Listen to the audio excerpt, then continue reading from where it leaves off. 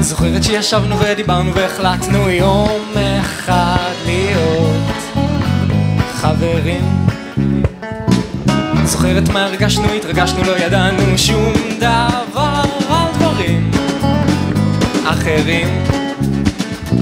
זוכרת שאחר כך נפגשנו ודיברנו שיחות ארוכות של שעות.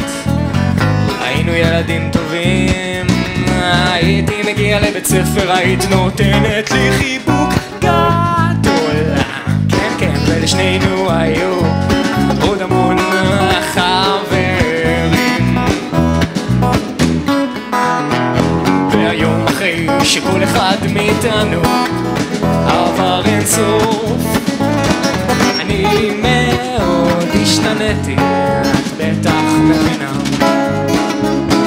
ואת נעשית אחרת, עכשיו את בוחרת איך את תהי, וככה גם אני.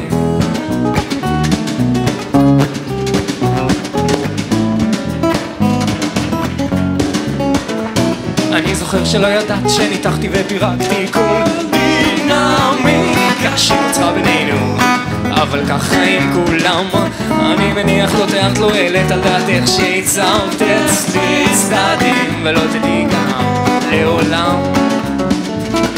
כל זה היה מזמן לפני שנים, היינו ילדים קטנים. אני זוכר הכל ואת גם לא שוכחת, זה קצת מוזר אבל עכשיו אחרי תקופה אני מכיר את התכונות שלך, ידע את כל הדרך חשיבה, את כל הדרך חשיבה. והיום אחרי שכל אחד מאיתנו עבר אין סוף, אני אותו דבר, את בטח מבחינה הרבה יותר זהיר, אבל מאוד דומה.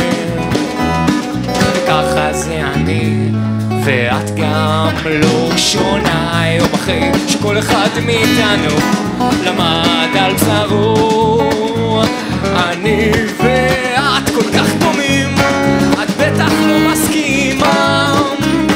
היום אני יציב, מבין כבר מה ואיך, וככה זה אצלי, וככה גם אצלך.